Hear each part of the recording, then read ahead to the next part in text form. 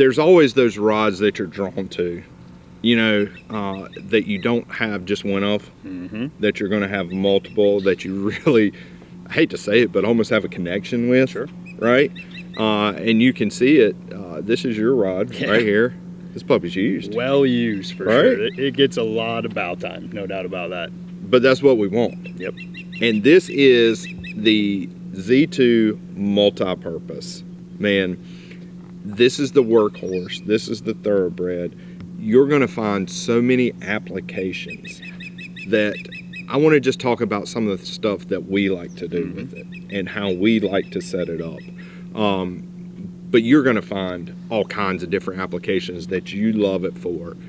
And the reason, the number one reason, is the action and the power combination of this blank. Yeah, I mean, you can do just about anything, and that's the cool part about it. And that's something we get, you know, when we have people in the shop, or, you know, people message us, call us all the time looking for a rod that they can do lots of different things with. This is almost always what we put in their hands. This is because it truly can do just about anything you want. If you, you know, if you want to go out there and try to have one rod that can do a bunch of things, or, you know, don't want to specialize in a certain couple different applications. But the thing is, it's hard to believe that until you've tried it, right? And this is our most popular rod. No doubt. Like, can't keep them in stock at all. And it's hard to describe the action and the power of this blank and how well it's come out. Like, this is our most popular blank, hands down, not even close. Yeah, and all the families. All the families. So in the Z2, this is 7'1". All right. Now we call it a mod fast medium heavy. And the thing is, it's not a whippy tip. Like, the tip is solid throughout, but it loads. It has the mod fast, it starts loading further down the blank, like closer down this way. And that in combination with the power, what I love is the tip doesn't overspring, right? It has the perfect amount of load, and it's slow enough where the tip doesn't get in front of you when you're casting anything. But then when you get hooked up, it's really great about forgiving, that you can stay buttoned up. And I throw single hook baits with it, and I throw treble hook baits with the same rod. Because it has the power for those single hooks, but it doesn't overpower anything. The other thing I really like about this rod is anytime you're throwing anything with a blade on it, that tip really, like you said, it's moderate fast. It doesn't bend too much, but it really gives it a perfect shaking action to where you can feel that blade moving at a very slow speed. And that's really big, whether it's a chatterbait or spinnerbait. You're slow rolling that thing. You just want to start feeling that blade. That tip really gives you that sensitivity and that feel to know when it's moving at the right speed. So 7'1". All right, just start with a few features. Of course, the cork. Cork feels great. You're going to fish it all day long. This dwell fits your palm perfectly. You can see, you know, you've been able to use this rod, but the high wear areas are this composite cork, and it holds up great. You don't get the cracking or anything like that. It's just a cool little feature. But the handle length. For all these applications we're talking about, you really got to set this rod up for versatility. And this handle length, I don't know how it works for everything, but it does. It really does. Whether you're swimming it, walking it, just working it, that handle length is perfect. And this is the rod that, you know, I've caught a lot of my bigger fish on, and it handles them, right? You've got the leverage that you're able to handle them.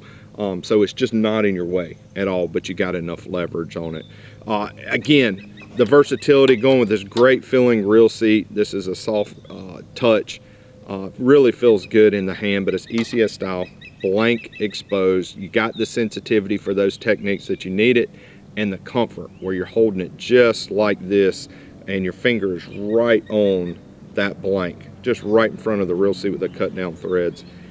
Easy on off hook keeper. And you made a great point about this and how well that works, that you can keep the bait pinned. Yeah, that's the thing I love about this hook keeper style, is when you have a bait that's Texas rigged or exposed like this in a soft plastics, you don't have to unhook it to put it on your hook keeper. Boom, she's good to go. And then they start firing off, it's that much quicker. You're not hooking it up, you're just firing it out.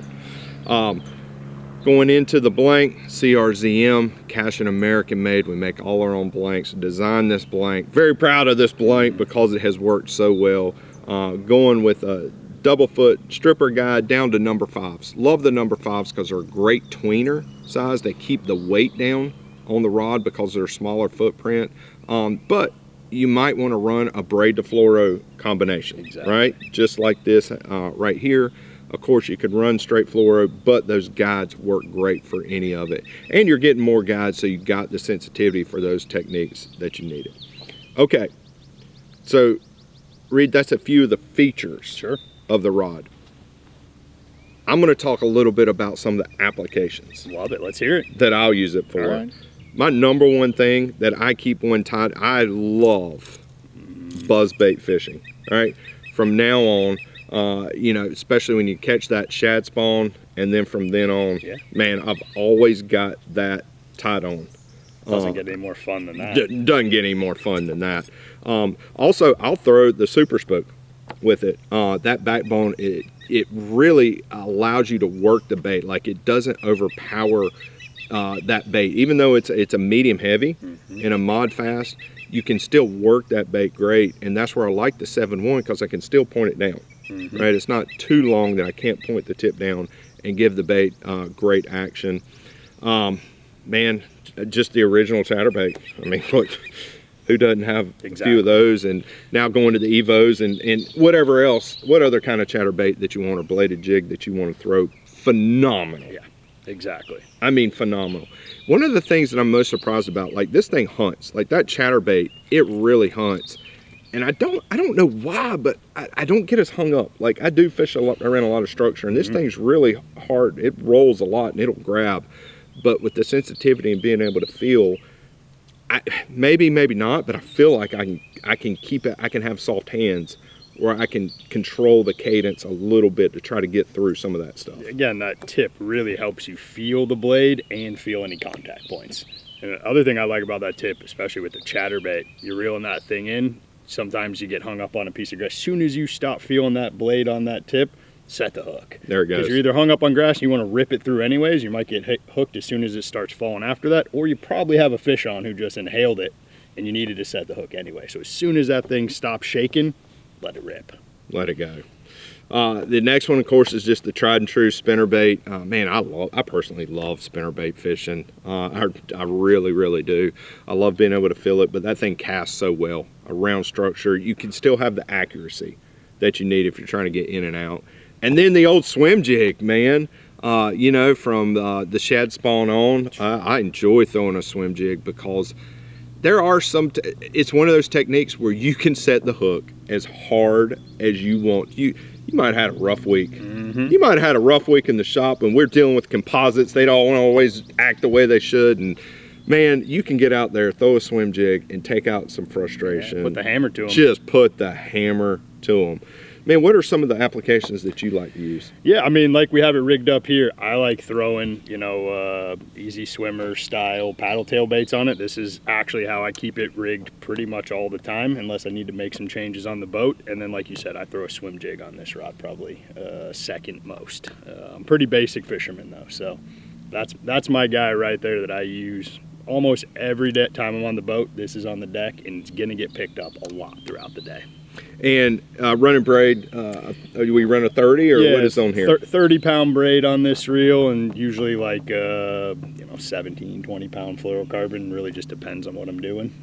And then you can run, of course, straight fluoro. Absolutely. Right, run the same thing, 20-pound fluoro, 16-pound fluoro, or something along those lines, depending upon what you're doing. But the braid works well for the versatility. Yeah, that's why I love keeping braid on this with the guides. You can slide a knot through so easy. So guys, this is the multi-purpose. This is the thoroughbred. This is the one that you can do so much with that you're going to find applications that you don't want to take off. Yeah, exactly. Right, this is going to be the rod where you might have a few of them on it. So guys, that's the Element Z2 multi-purpose 7'1". You're going to find a ton of different applications for it. Check it out at cashionrods.com or your local Cashion Rods dealer.